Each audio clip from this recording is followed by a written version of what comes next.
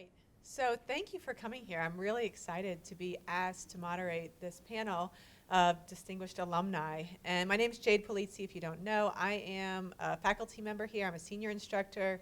And I'm also an alumnus of our ENVD program. So I feel really proud to be able to be here and talk to some additional alumni. So I'm going to introduce them real quick, and then the style is going to be that we'll ask a question. These questions have been submitted by a group of students, and you can answer them. You don't feel like everyone has to answer them. And I will also announce which student submitted the question. And at the very end, we'll go for an hour or less. And at the very end, we have sort of a question winner as well. So we'll announce that too.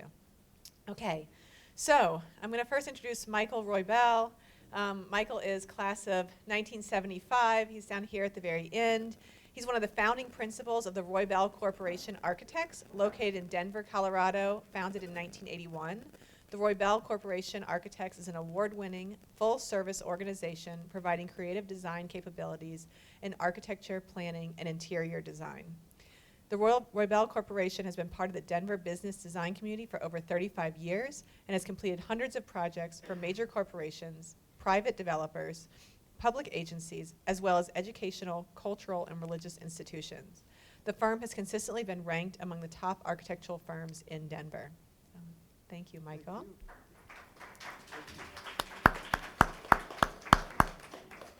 And next in the line, we have John Greenwood. John Greenwood is ENVD class of 2004. John is a designer and project manager with Prest Volsic. Did I pronounce that right? Vuxic Architects in Palm Desert, California, and extremely passionate about architecture and the development of his firm. For the past 12 years, John has gained experience in a broad range of project types, ranging from high-end, custom residential, commercial, institutional, and healthcare. He has served on the Inland Empire U.S. GBC Board, City of Palm Desert Sustainability Committee, and is currently the chairman of the Planning Commission for the City of Palm Desert. Through his professional activities, John strives to leave his hometown and community a brighter, healthier, and more sustainable place.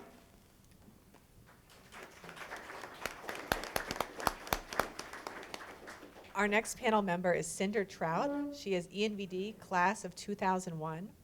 Cinder is currently a photography and art educator at Watershed School, an alternative middle and high school in Boulder. In addition, she has worked professionally in photography, digital editing, entrepreneurship, branding, interior design, graphic design, overseas sourcing, art education, art direction, product design, crafting, and last but not least, parenting. So thank you, Cinder. And lastly, we have Erin Anderson, who is ENVD class of 2016. Erin graduated from ENVD this past spring with an emphasis in design studies. She currently works at the Root House Studio as a graphic designer through film, animation, web design, graphic design, environmental design, exhibit design, and interactives. Root House Studio creates messaging for meaningful social and environmental movements. Erin manages the graphic needs for the firm's clients, including wildlife, refugees, historic sites, and parks. Great.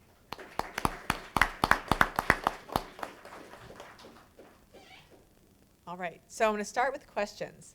And this is a really great kind of broad one to give us a little bit more of your background. So the first question is submitted by Elise Skinner. She said, as professionals that found interest outside the main emphasis of ENVD, can you tell me a little more about your own personal journeys from being an undergrad of ENVD to the path or paths you have taken to get where you are now? Okay, good question. I'm the dinosaur out of all these folks here. Just so you know, I graduated in 1975.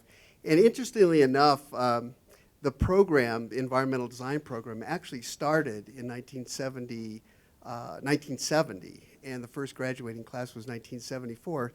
So it was a transition time at which the architecture program transitioned into environmental design. Speaking to the question though, talked about different journeys you've had. Well, one of the things that we did as a professional is really took to heart the environmental design program, talking about diversity in design. we didn't just want to, my partner and I, Ron Roybal, who's my brother, he also graduated from here as well in 1971. So we've been a firm for 35 years. So what we did was we took to heart what environmental design really taught us here, and that was that we really created a diverse set of skills to be able to have our firm work in a lot of different areas. For example, one of our primary pieces of work right now is doing exhibit design work for museums and visitor centers across the western states. So we took a little bit of different journey and tried to not just follow the architecture path, but we tried to get involved in a number of different areas. And I think that was one of the things that was successful about our firm over the years. Thank you. So I've been with my firm right after graduation for 12 years. The firm is a size of 15 people and probably considered small to medium-sized firm at best. It's diversified in everything we do. So we do a lot of different type of projects. It's not specifically focused on just, say, residential. We do commercial, retail. So we're heavily involved in the city process and entitlement. Oftentimes, we've had a lot of clients who've come to us strictly for just getting the project entitled and doing the design. And then it hands off to another firm to do construction documents. Examples of that would be Starbucks, Carl's Jr., Jack in the Box, Marriott, Holiday Inn, etc. One of the things I've enjoyed about that and being part of a smaller firm is it really pushed me to grow quickly. I got given a lot more responsibility than probably I was ready for right out of school. And so, you know, for the first, say, 6 to 8 years, you know, I was kind of with the water about this level in my head and doing my very best and learning every second of it. I then started picking up on the different elements of architecture and working for a small firm. You know, part of a firm is multifaceted. It's not just design, right? You have so many different talents and so many strengths and individuals that make up a good firm. Strong project managers, strong, you know, technical guys that know how to detail. You know, strong designers, strong business people. Someone who can go in a room and sell. You know, one of the things that's often overlooked, I think, especially, you know, coming right out of school, is that you're going into a business. And you know, it's not always the best design that's going to get a project. It's the one who can really sell it. And so I've really jumped onto that. And in addition to that, I've been working on kind of the business development end of the firm. So training, software, hiring. So those are definite things I hope to touch on tonight. But in terms of skill sets, I think staying fairly open, learning as much as you can, and I think I lost track of the original question. So. I think you're doing awesome. Oh, here, I think that's Do you need me to repeat it? Yeah. Okay. As professionals that found interest outside the main emphasis of ENVD, can you tell me a little more about your own personal journey from being undergrad at ENVD to the paths you've taken to get where you are? So you did a great job. Right, there it is. Yeah. Okay, so I think I took the long, windy mountain road and stopped at every curio shop along the way. I left ENVD and started my master's program, and I got about halfway through, and then went to San Francisco. I spent a couple years there taking various art classes, and then I worked as an interior designer for a short period of time. I worked for an architect for a short period of time. I opened a small home, retail boutique after that in like a 20,000 square foot commercial design center. And I was hired as a set designer for photographer after that. And then sort of reignited my flame for photography, which is a passion of mine since I was 11. And so I started working for a photography studio, doing some commercial work and some portrait work. I worked for that studio for a number of years, and then I started my own footwear line. And I designed and sourced overseas the line. I did pretty much all of the creative direction in the business, and I hired employees. I sold the company in 2000 and, oh my gosh, I don't even know what year it is now, 2014. And took a little time off and went back to portraiture for just a few months to kind of clear my head and decide what I wanted to do. And then I started teaching at a local high school. I currently teach a lot of crazy stuff. I teach a design build class. I teach metalsmithing. I teach, advanced level art classes. I teach digital photography. And I'm also in the process of starting a new company. So I'm kind of a serial entrepreneur, and I like to get my hands in a lot of different things. And I think the thing that really I took from ENVD that prepared me mostly was this sense of rigor and commitment to craftsmanship and design that I have truly used in every endeavor, the smallest to the largest, from the time I left this building until today. So I obviously have a much shorter path than most of these people up here so far. My path pretty much so far has been ENVD, so I think I'll just talk about that for a little bit. I think the title of this panel is actually Stretching ENVD to Fit You, and I think that that's pretty much exactly what I did. I came into ENVD interested in environmental and in design, and thinking that that meant that architecture was what I totally wanted to do. And then I did architecture, and I was like, whoa, that's cool, but I like graphic design better. And so after a lot of internal turmoil, I finally declared design studies instead of architecture. Mostly because, you come into this program, and I'm sure everybody has the similar experience, where you come in thinking that you're going to be an architect or a landscape architect or a planner, and then maybe you find out that it's not totally for you, and it's hard to kind of let go of that after you've spent so much time and devoted so much of your education to that.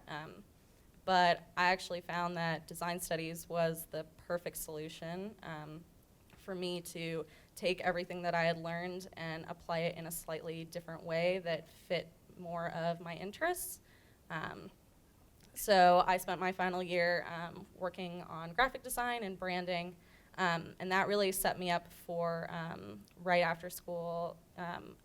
I applied to a couple of design firms and did a couple of interviews and got a couple of offers and was able to pick my favorite, which was awesome. And so the work that I'm doing now is basically graphic design for environmental designers, which is the perfect combination of all of those interests that I explored when I was in environmental design. And I think that's the question, right? All right, so the next question is about marketing, and this is from Alarian. Over and over again, and in many careers, we keep finding out how important it is to network and put yourself out there.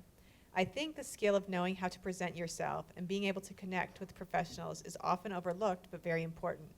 Can you give some tips on how to be more prepared for networking opportunities and how to market yourself successfully? That's a really key point. In practicing for 35 years, I can tell you marketing is probably one of the most important things that you can really do in the profession. And that is because it's your lifeblood of getting projects. You have to be able to convince your clients that you have the capabilities, the passion, the desire to really meet their needs. So what you really need to do is develop the skills, the people skills, to be able to talk to individuals, really kind of understand their problem. And I'd like to emphasize that because a lot of times designers really think that they're sort of designing the building sort of in a vacuum, and they're going to go back and create this wonderful design for a client. The most important thing to the client is that you're actually listening to them and you're understanding their needs, so that when you do go back, you're actually reflecting the desires and the needs of that particular client to be able to solve the problem. So marketing is just, in my mind, is really listening, being a good listener, listen to your client, and try to go back and understand what their needs are. One other aspect of it that I want to point out is that when you really look at the profession, we're in a very competitive profession. In fact, I was at a meeting today in Denver where there's a school project that's going to be designed. It's a $28 million new elementary school. There were probably 75 architects in the room, and there's only going to be one winner. And there are going to be a number of, you have to put a proposal together, you have to be selected and shortlisted, then you have to be interviewed, and you have to convince the client that you're the architect that is going to get the project and do the best job for them. So I can't overemphasize how important it is to really market, because again, that's your lifeblood. Yeah, great point. I'm going to tackle this from kind of a different angle. I mentioned in the past comment that in the last 4 or 5 years, I've been gaining a lot of experience in the development end of the business and hiring a lot of our employees and training them. So I want to tackle this from marketing yourselves, especially as you go in for a new job right out of school. I've reviewed hundreds of resumes at this point, and we've built the firm from when I first started. We were 15, went through a recession, went down to 5, and then from that point we've built back up to 15, and then looked at a lot of people coming out of school, people who've been in the profession for a while, and it's interesting to see how people represent themselves when they come in for interviews, and you kind of get the gamut. But from the standpoint of right out of school, I would say that no one, especially a seasoned principal, is going to expect you to understand everything about architecture, right? And the great thing about architecture is that everyone's, for the most part, has followed the same path, so they know where you've been.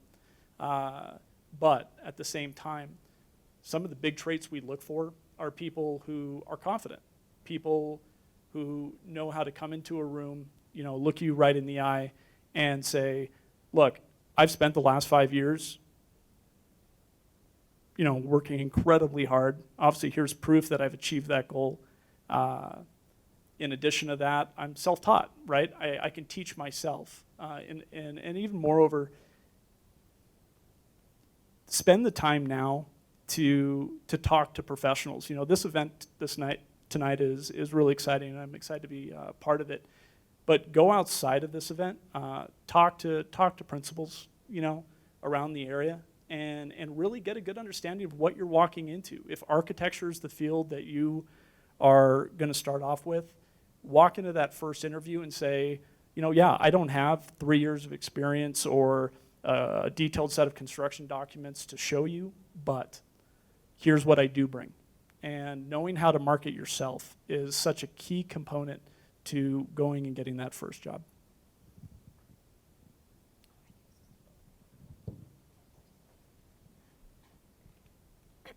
I guess to me, marketing and networking are pretty separate things.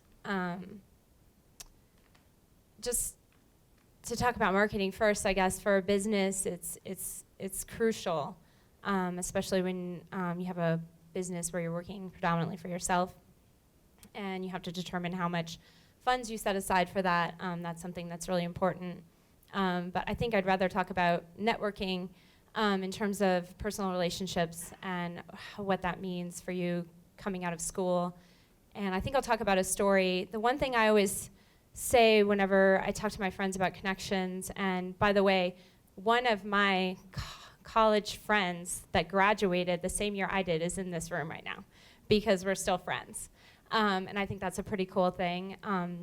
So staying in touch with one another is a great thing. We have lunch often and talk about life and business and lots of things, and it's a great thing for me to have. And so I think being genuine is a really important thing that a lot of people don't talk about when you network, because these days it's really important for you to just be who you are and not try to be someone else, and play on your passions, talk about what you love and do what you love. And when you talk about that and people see that, then they're attracted to that and they want you around, and they want you around to see what you're doing. It's interesting. The story I want to tell is when I first started in manufacturing, I was manufacturing in this just outside of Guangzhou, which is a pretty industrial part of China. And I was nervous going in because it's not often that they had female business owners in, 15 years ago when I was doing that. And I was manufacturing shoes, as cliche as that sounds for a girl. It still wasn't common for them to have that. And I wanted to make sure, because it was very important to me to be responsibly sourcing. I wanted to know what the factory looked like and what the workers looked like and if it was sanitary and all of those things. So I went, and I had a translator that traveled with me, and he said it's likely he won't look at you when he's talking to you. He'll look at me because he was male. And it's likely you may not be respected. And so I went in knowing that that was a possibility. And people encouraged me to take your husband or take a male business, investor. And I didn't. I went, and I was genuine, and I was myself. And we were prototyping through, and they would bring a sample from the floor, and we would cut it apart, and I would draw the changes, and they would go back, and then they would come back again, and I would try it on, and then I would draw the changes, and they would go back and make another sample. And we did this until we finalized the final prototype. And I will tell you, when we started, this was over the course of 4 days, and there are lots of ritualistic Chinese things that we did, including the elderly person at the table would always order for everyone. You never even saw the menu, which happened to be the factory owner. And so I ate crocodile soup, I ate octopus that still had brains in it, and I just did it because I wanted to be there and be respectful. And I researched ahead of time not to show my feet or those kinds of things. But in the end, on the final day, he asked my translator to ask if I would climb a mountain with him.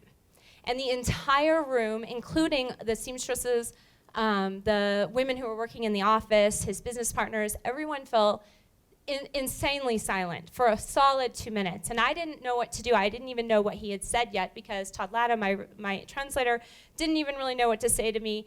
This apparently was this very honored thing, to climb a mountain with somebody of this stature, and furthermore, a woman. And in the end, the takeaway was that I loved what I was doing, and I was very committed to the craft, and I was very involved in what I was doing, and he saw that and respected me for it. So if I have anything really to leave you with about networking, is that be genuine and be yourself, and that will serve you later. And just, by the way, this new company that I've just started, my first phone call was to Guangzhou, and I said, hey, I'm trying to source a new product, can you help me? In a second, absolutely. He was there to help me do that.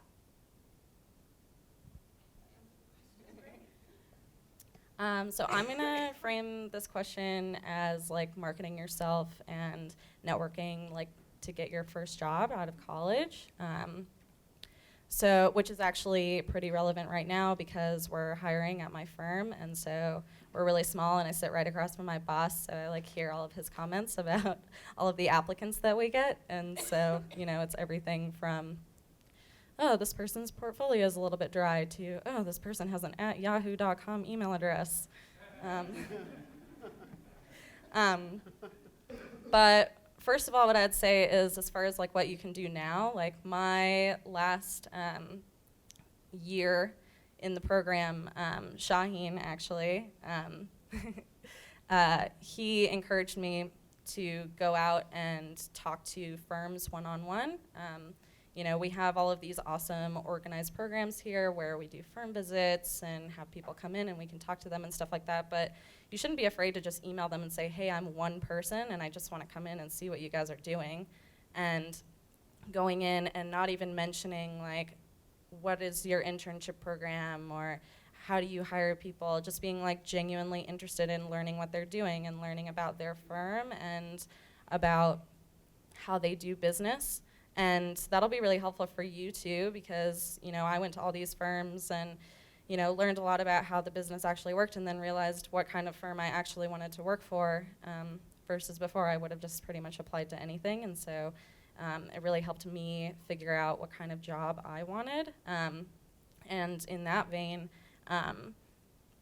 when you're making your portfolio or talking to somebody, writing them an email, I think everybody's kind of said it, but just genuinely be yourself, and also just frame your voice as something that is in line with the kind of firm that you would want to work for. So like my portfolio is kind of funny, and I have I like beer and I don't like pickles and all this random stuff. And it was really awesome because when I went into interview for the firm that I'm with now, without even having my portfolio open in front of them, they referenced all of those things, all of those random little tidbits that are not relevant to my work experience or anything like that, but made me seem like a real person. And that's very much how the firm is. We're obviously serious, but it's very lighthearted, and we're all having a good time and just trying to make the world a better place, and not trying to take that too seriously. And that's totally in line with my values, and that definitely came across in my portfolio, and that's probably the reason I got hired. So just being genuine about who you are and marketing yourself the way that you would want to be hired, basically. All right. So we're going to mix it up a little bit. We're not going to go in this order. We'll just hand it to somebody. But the next question is from Greg Blandpede. What are the most important skills to develop before entering grad school for architecture? Should we learn to use any specific programs? And are there classes outside of ENVD that grad schools like us to have taken? Who wants this one? Okay. Read that first part. Okay. What are the most important skills to develop before entering grad school for architecture? So, I have a varying opinion on grad school, depending on what your future goals are. I didn't take that path. Not to say it's good or bad. When at least the experiences I've had in the firm, what that brings to you as a new hire hasn't added a great deal. More so, I think what we end up latching onto is the person in front of us. Having an additional degree may or may not, depending on what environment you are, or what city, will do you justice. With that said, the tools that are critical, especially from a technical standpoint, and I have a lot of colleagues who are in different firms. Autodesk is still weighing pretty supreme. We transferred over to Revit about 5-6 years ago and are using it on probably 95% of our projects. Before that, we were 100% CAD driven. One of the great things in design school, you learn so many tools to put in your repertoire, and those are all great things. I would say, however, when you're going in for that first job, really do some research. Look at what market you're in, and predominantly what are they using, and get experience in it. There are trial versions, YouTube channels out there that will teach you an absolute ton. If you get through this program, you can teach yourself that software. There's no question. I'll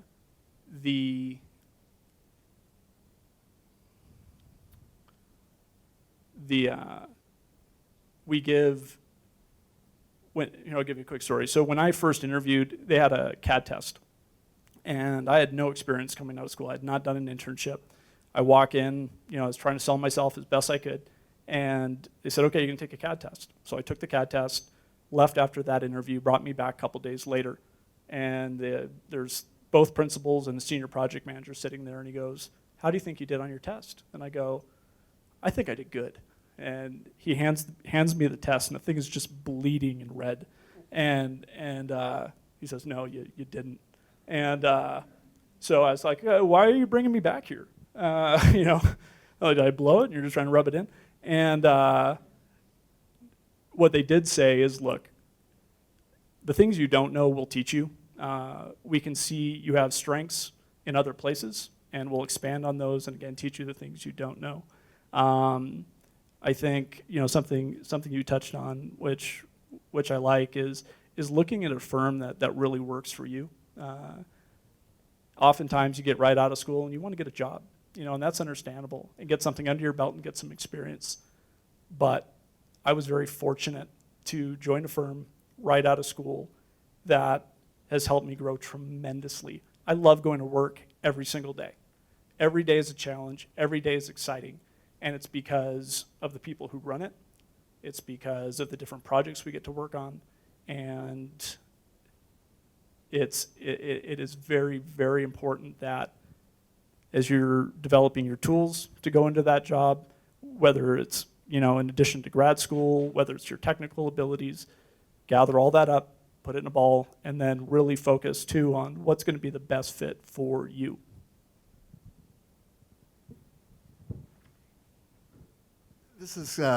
This experience of applying to a graduate school is sort of fresh in my mind, not because I applied to graduate school recently, but my daughter, who is a graduate of the ENVD program here in 2015.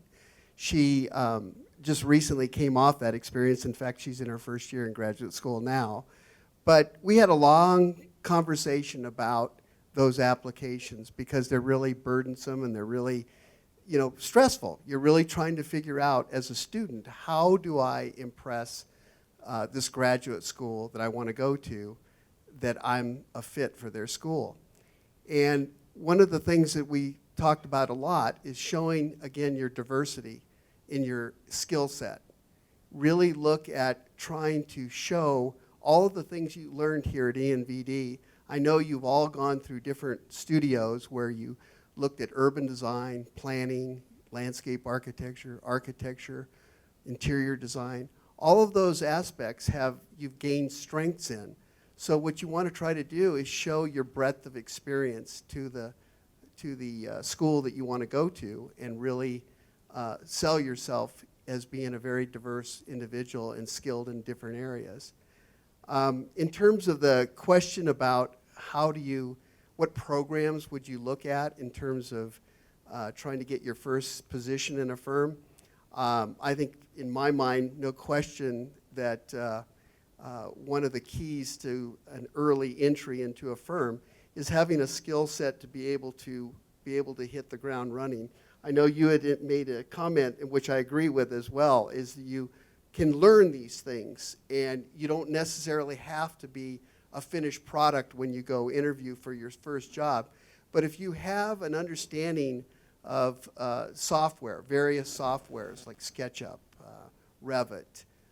Revit in particular is in my industry, architecture, it's a very easy stepping stone to get in a firm right now, because it is difficult to find skilled Revit folks that actually, in my day when I first started out, it used to be architects would design something and hand it to a draftsman and say, here's what I want you to draw. Well, those days are so far long gone now. It's the individual, the designer, that has to have that toolkit that they will utilize in order to design the building and show how that is modeled in 3D, and do energy models, and be able to look at it in BIM and understand the details and the sections and things of that nature. So I would encourage you, even though you don't want to be so proficient at something that it's sort of like a vocational school, but you should really look at a tool like SketchUp and a tool like Revit to be able to show your skills, your design skills. And I think that would really help you get into a firm. I tell you just a very quick story. My daughter moved to Portland a year ago, and she was looking for a job. And the first thing she told me that all the interviews she went to, the first thing they asked her was, do you know Revit? Can you use Revit? And she said because she had experience here at ENVD, taking a couple of studios in Revit, that it was really a door opener for her. So that's just something to think about. And one additional comment is just from the software side, knowing your Adobe suites, knowing how to graphically put something together, compose, the graphic design element of architecture, how to compose not only construction documents but even more so presentation drawings, and come up with a sophisticated design. I mean, know those softwares inside and out. Illustrator we don't use so much. Photoshop we use every single day. Bluebeam is another PDF software that's coming pretty prominent in the industry. And again, the Revit and AutoCAD are huge. I'm having a lot of people come out of school knowing Rhino, and it's great rendering capabilities, but at the end of the day, 90% of the firms I have in contact with are all Autodesk based for what that works. I'm probably going to win the prize for the random side comments person of the night, but I just wanted to say I use Illustrator every single day. And I know I'm not an architect, so I'm not sure how well that applies here, but I use it a lot. But the one thing I wanted to say is, maybe you guys have heard this story before, but Steve Jobs dropped out of school. And when he dropped out of school, he dropped into a calligraphy class. Has anybody ever heard that story? And that his fascination with calligraphy is the reason why we now have fonts, all of the beautiful fonts that we have, that he was the generation of the beginning of that, which I think is super cool and totally outside of the box. But I know that was part of the question, what programs, and I just wanted to throw that out there because you just never know. Yeah, I don't think I'm really qualified to answer this question. That's fine. Yeah, you don't have to. You can go first with the next one. So, Can I ask you yeah. to add one thing just after hearing this? One of the things I wanted to add, and I would concur, is, and I'll tell just a very brief story about that, is having the ability to learn different programs is so key. You don't have to necessarily know the specific program, but if you have the ability to be able to pick up a program quickly. I remember one of the best individuals that have ever worked for our firm. He was right out of school, and he dealt mostly with just software, and he helped write a program that was now the SketchUp program. But his ability to be able to pick up so many different programs was so essential to his development and the success of our firm, because he took us to whole different levels in terms of being able to utilize rendering skills, 3D modeling skills, BIM skills, that sort of thing. So I just want to encourage you to look at all the suites, the Adobe suites, and all of the he mentioned Bluebeam. Bluebeam is an essential tool now for our industry, architecture, and the construction industry is using it extensively. So our interface has to be strong with them. So I just encourage you to look at all different programs and really get yourself familiar with how you can adapt to different programs, because what we're using now is not going to be what you're using in 3 years, 4 years. It's going to evolve. Jake, can I say one last thing? You know, from the business side of things too, I think looking at someone who knows how to pull from a large bag of tricks, and from the standpoint of saying, here's the desired goal of a project, you know, oftentimes efficiency and bottom line, you know, again, this is a business, right? You're there to make money, and saying, here's what I need you to produce. You know, I know one way to get there, or I know 5 ways to get there, and this way is going to give you the same result, less time. So again, there's so many ways to draw from the different technologies, you know, but again, to stay current and know what's predominantly being used is a good way to get ahead. Great. All right, this question's from Logan Kimbrell. Throughout my time here, I've been working on my hand skills, sketching, rendering, drafting. Is there a place or at least a benefit to having these in the real world? I think these skills set me apart here in our program, but are they something I should continue to develop? Do you want to start? Okay. Yeah, I can go first. So at least like in graphic design, that's super prominent, and just a good example of like a day-to-day application is like a couple weeks ago I sat down with my bosses and, you know, talked to them about my performance so far and all that stuff, and we had this conversation about brainstorming and how sketching, even if you're not good at it, is just so important to that. And it's not just like sketching something really nice, it's like sketching 100 maybe not so great looking things, but just to get your ideas out there. So like, for example, in our office we just have walls that are like whiteboard walls, and we're encouraged to like when we start working on a project, just fill the entire wall with 100 tiny drawings that just like get out a million different ideas, because you might start and think that you have the perfect idea, but going through the iterative process like really quickly on a small scale, but a lot of different times is really essential. And on top of that, just like graphic design, our firm does a ton of animation and stuff like that, so that's totally hand drawing and done through like the Adobe Suite, Premiere, After Effects, stuff like that. So as far as like in the graphic design field, it's definitely super relevant.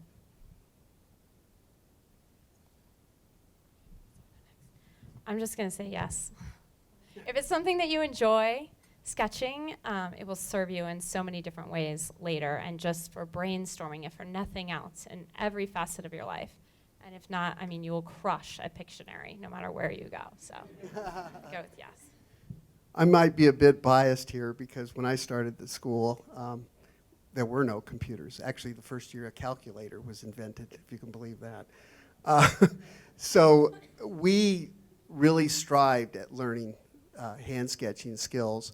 And today I appreciate very much all the computer technology that's out there, but I can't tell you how important the hand sketching is in our industry, because when you meet with a client and you start talking to them about ideas, you can't pull out your laptop or your iPad, and well, I guess you can, but you're not going to do it in a very efficient manner real time. But if you can just pull out a pad and a pen, you can sketch very quickly some very good ideas and be able to communicate those accurately.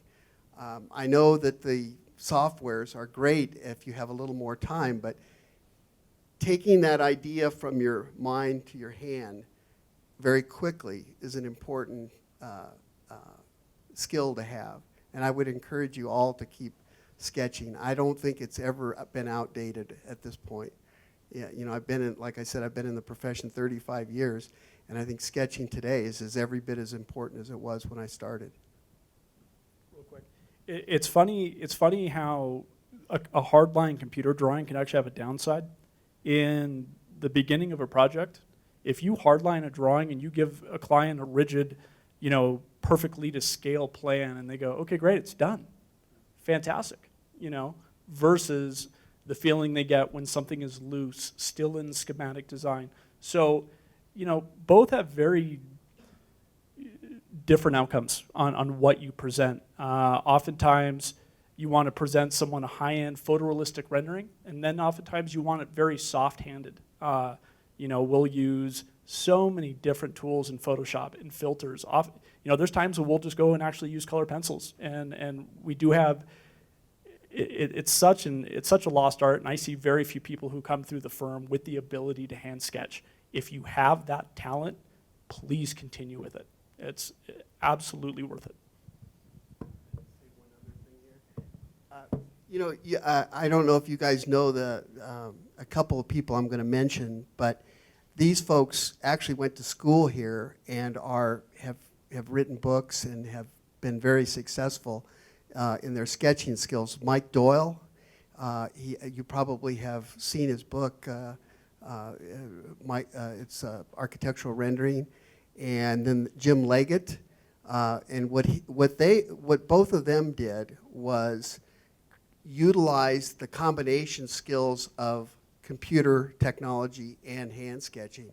So if you look up those two individuals and buy their book, you'll be amazed at the skills that these folks have. And they actually went to school here.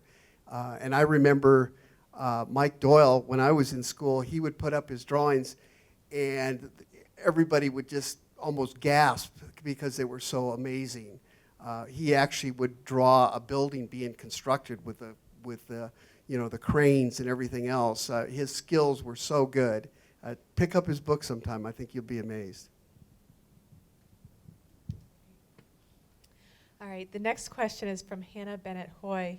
Would you recommend going into grad school immediately or taking a year off? What is the value of each option? Well, again, another fresh example. My daughter Kelsey took a year off, and she went and worked for an architectural firm in Portland.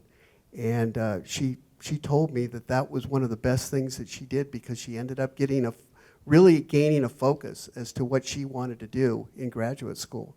And not only that, she ended up developing some really strong skills that really will be useful in her graduate work.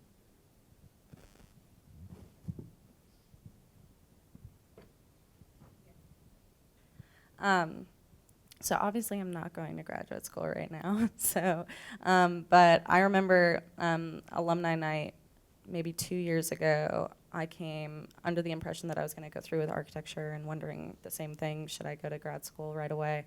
And I remember coming to alumni night, and it was split exactly 50-50 among all of the people that were speaking. They were either adamant, yes, you should absolutely go to school right away, and the other half were adamant for completely the opposite reason. And so I left feeling even more confused than when I got there. But I don't know, in my personal opinion, I just think that having a little bit more life experience is never a bad thing, and it will always kind of help you realize what you really want. And so for me, that was not going to grad school and trying to explore some different options before I really commit to further educating myself, because I don't know, I just think that spending so much time and like going to school, like I loved going to school and I would love to go again, but I want to make sure that I do it for the absolute right thing. I would say take a year off at least. I think that being an architecture student and working as an architect are very different things. At least they were for me. And so if I had any advice, I would say travel. Great, thank you. The next question is from Rebecca Randolph. What is the one thing that most undergraduate design students are missing from their portfolio and resume when they graduate? Also, what is the one thing students tend to focus on for their resume or for jobs they don't need to be stressing out about?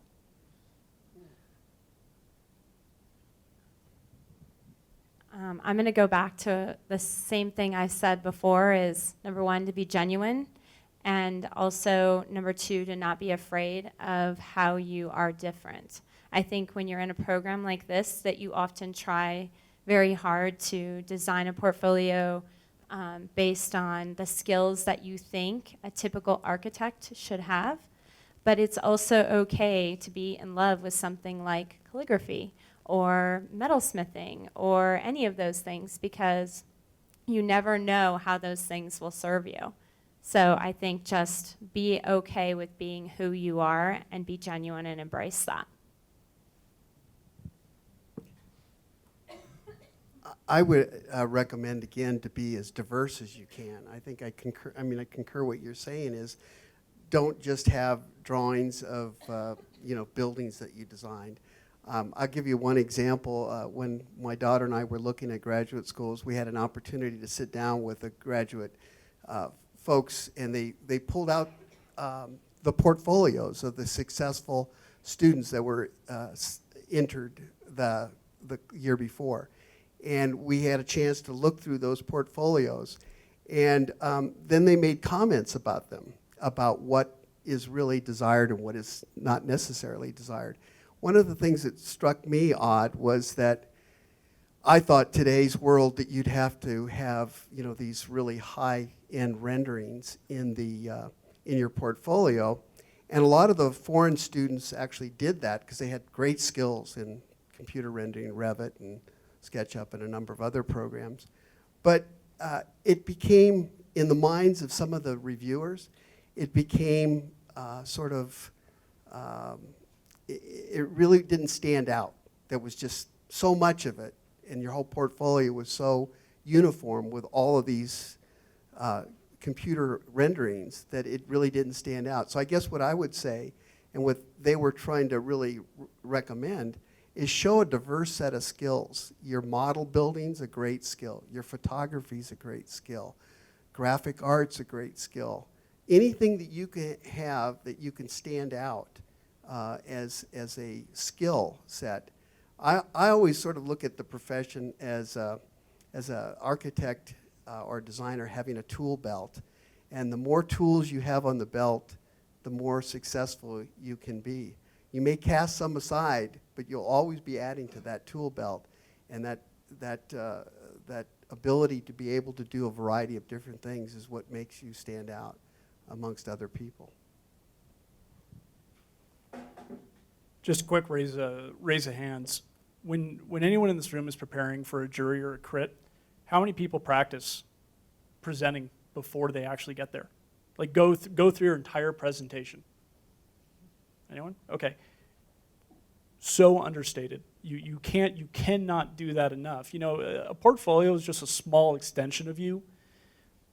What I think any principal who's going to hire you is going to buy into is you, not just what you put on paper. Obviously, it shows a set of skill sets, which is critical. You got to have them.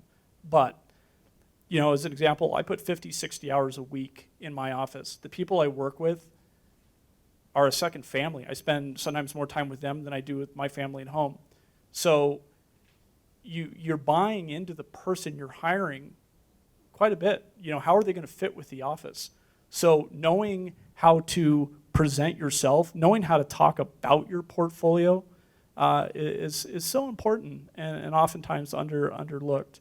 So, you know, another quick example is I'll crit at a community college in town. And oftentimes, these, you know, especially in community college level, first time they've ever been critted. And they'll come and you'll say something to them and they just go, oh, okay, yeah. And it's like, no, stop. Sell it, you know, believe in what you're doing. And the same thing applies when you're going for a job, right? Here's a design you've worked on, know how to talk about that design. Know how to sell the tools you use to do it and how you could apply that to the firm. And people are going to gain interest in that, much more so than someone could have a bombshell of a portfolio. And if you can't talk to them, it's questionable whether they'll get the job, in my opinion. I would just quickly say that more is not better. Definitely quality over quantity in your portfolio, and you know, limit your projects to a couple that are strong, versatile, but concise. Great. All right, this is the last question, and this is my favorite of all of them. This one's from Elise Skinner, and it says, if you could only give one piece of advice to us as aspiring designers about to enter the workforce, hoping to find a life-fulfilling and passionate career, what would it be?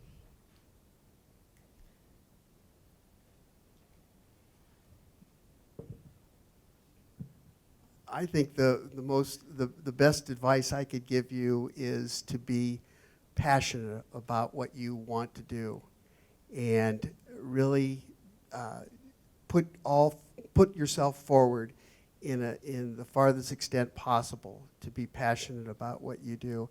I've always told people in the profession that if you enjoy what you do, you'll never work a day in your life, and I really believe that. If you really enjoy what you're doing, it's not work. It's something that you enjoy, and it's a passion.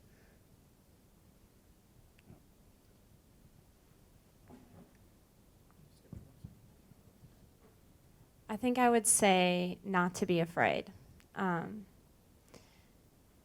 All of you are here choosing this program, and I'm sure there's likely a good percentage of you here that are still not quite sure if this is what you want to do or not.